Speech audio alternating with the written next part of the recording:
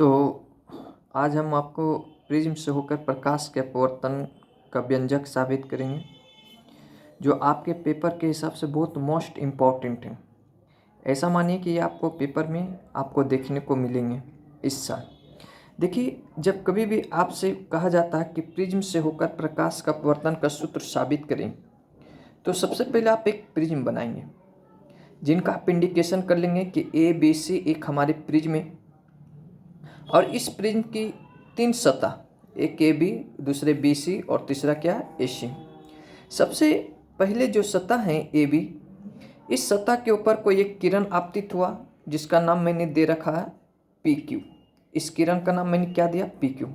आप यहाँ गौर से देखें कि क्या ये किरण इस प्रिज्म के ए बी सतह के ऊपर आपतित हुआ, पी क्यू। अब ये किरण जैसे ही आपको इस प्रिज्म के अंदर जब जा रहा, तो ये प्रिज्म के अंदर जो जा रही है क्यू आर, आप ये गौर से देखें, ये किरण क्यू आर, तो क्या ये बीसी समानांतर के बीसी तल के समानांतर हैं। और ये जब जैसे ही एसी तल से बाहर निर्गत होते हैं, मतलब बाहर निकलते हैं, तो ये किरण इस दिशा में चले आते हैं।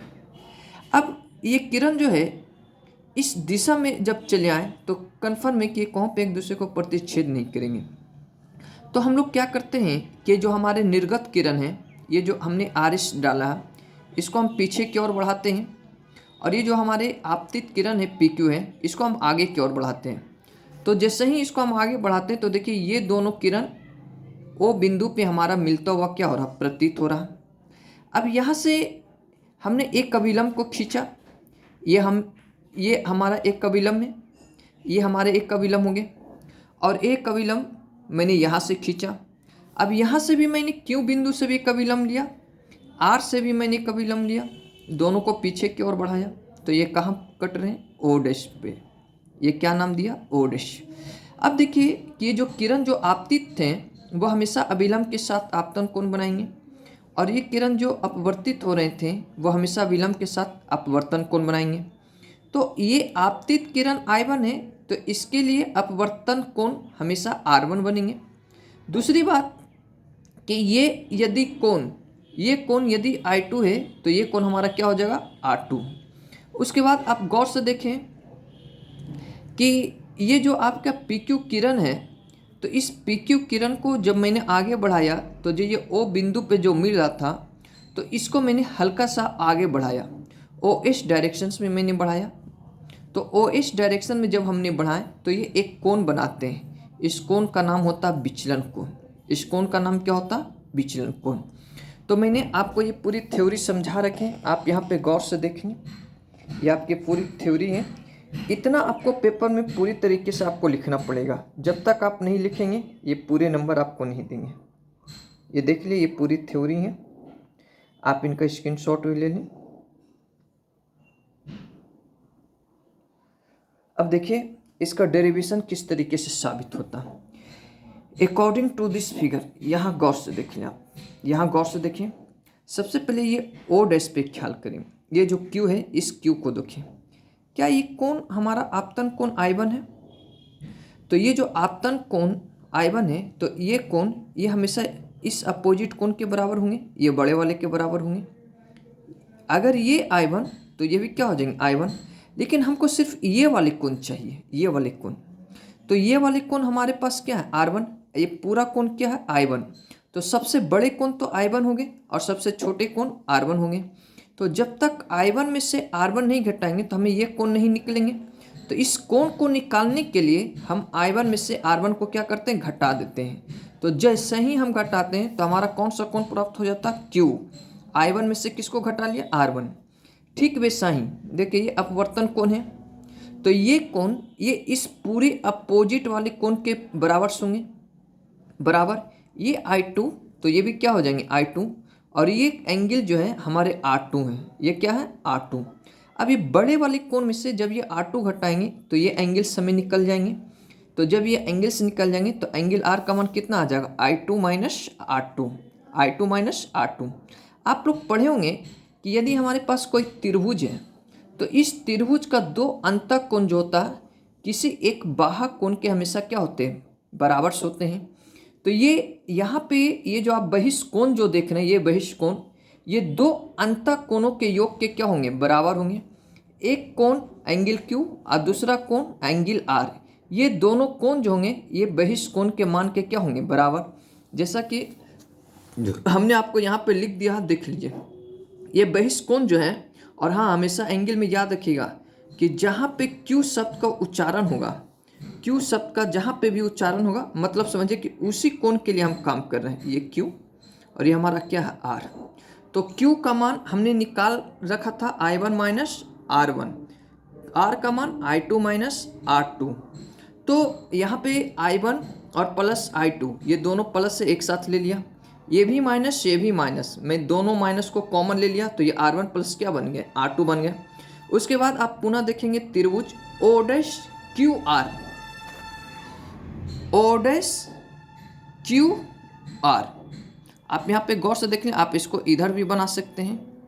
आप यहाँ पे गौर से देख लें, O डैश क्यू आर, ये हमारे क्या थे, R1 और ये क्या थे, R2, R1 R2, ये एंगल क्या है, O डैश। ये त्रिभुज है, ये तीनों कोणों का योग देखिए, क्या मैं 180 डिग्री लिख चुका हूँ। अब हमें क्या चाहिए, R1 प्लस R2, मतलब एंगल O प्लस में इधर जाएंगे तो माइनस में। इसको आप कुछ समीकरण मान लीजिए, मैंने समीकरण 2 मान लिया। उसके बाद आप यहाँ गौर से देखें, उसके बाद आप जब यहाँ देखेंगे A Q O dash, A Q dash R, A Q dash O dash R, क्या ये एक चतुर्भुज है। आप यहाँ गौर से देखें, ये चतुर्भुज है A Q O dash R, ये चतुर्भुज है। और चतुर्भुज में आमने सामने की कोण हमेशा कितना होता है, 180 डिग्री। तो एंगल A अपवर्तक कोण है, ये एंगल O डैश हमारा O डैश है। तो ये चतुर्भुज A Q O dash R, इसके आमने सामने की कोण कितना डिग्री हो जाएंगे, 180।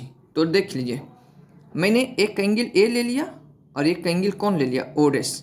आप ये फिगर में गौर से देख लें, A डैश और ये क्या है, O डैश। यहाँ पे गौर से देख लें, O डैश। यही दोनों कोणों का योग मैंने कितना ले लिया, एक ये कोण हो गया और एक ये कोण हो गया। यही कोणों का योग कितना हो गया, 180 डिग्री।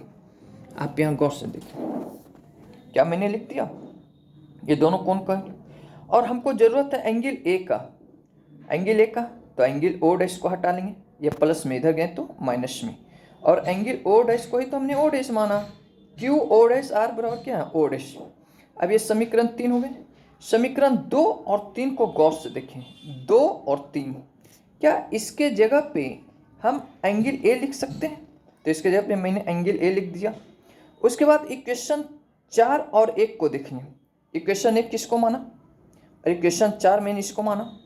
तो क्या R1 और प्लस R2 इसके जगह पे हमारा क्या है, A है, क्या हम इसके जगह पे मैंने A लिख दिया। अब ये माइनस में इधर आएंगे तो किस में हो जाएंगे, प्लस में। तो देखिए आप यहाँ गौर से, माइनस से इसको मैंने इधर लेकर आया, प्लस में हो गया। तो विचलन कोण प्लस A बराबर I1 प्लस क्या हो गया, I2। यदि I1 का मान I2 के बराबर होते हैं और R2 का मान R1 के बराबर होते हैं, ये किस स्थिति में होते हैं, जब न्यूनतम विचलन होता है, जब बहुत कम विचलन होते हैं, तो उस स्थिति में ये हमारे मान आपस में क्या होते हैं, बराबर से होते हैं। अब यहाँ पे गौर से देखें कि न्यूनतम विचलन इक्वेशन 5 से आप देख लें, इक्वेशन 5 को गौर से देखें, इक्वेशन 5 यही है ना, 5, ये देख लें, ये 5 है हमारे पास। अब I1 I2 के क्या है, बराबर है, तो I1 I2 के जगह पे मैंने I1 रख दिया, तो ये 2I1 बन गया A प्लस जी, और हमें I1 चाहिए 2 हटा देंगे तो A प्लस जी एम बटा क्या बन गया, 2। उसके बाद इक्वेशन 4 देखें, जो इक्वेशन आपने 6 के लिए काम किया है वही तो इक्वेशन 4 के लिए भी करेंगे, और इससे एक नए समीकरण बनेंगे जिसको इक्वेशन 7 मानेंगे। R1 R2 बराबर क्या है, A, तो R2 के जगह पे R1 2R1 बराबर A, R1 बराबर क्या होंगे, A बटे 2। अब यहाँ पे गौर से देखें कि आपको प्रिज्म के लिए काम करना था, प्रिज्म के लिए प्रकाश के अपवर्तन का सूत्र, तो स्नेल का नियम लगाना ही लगाना है। तो स्नेल का नियम म्यू बराबर साइन I1 बटे क्या होते हैं, साइन R2। क्या I1 आपके A प्लस जी एम बटे 2 थे, मैंने I1 के जगह पे रख दिया। उसके बाद R1 को गौर से देखें, क्या A बटा 2 है, तो मैंने A बटा 2 लिख दिया। तो यही हमारे ये प्रिज्म से प्रकाश का अपवर्तन का व्यंजक साबित हो गया। ये हमेशा आपको 5 नंबर में पूछेंगे, आप ये गौर से देख के चले जाएंगे। एक दो तीन बार आप इनको रिपीट मारेंगे, आपके माइंड में चले जाएंगे। ये पूरे आपके डेरिवेशन से, ये आपके थ्योरी का हिस्सा है। आप यहाँ पे गौर से देख लें थ्योरी। आप स्क्रीनशॉट लेके आप इसको पढ़ भी सकते हैं, ये आपके स्क्रीनशॉट है। Thank you.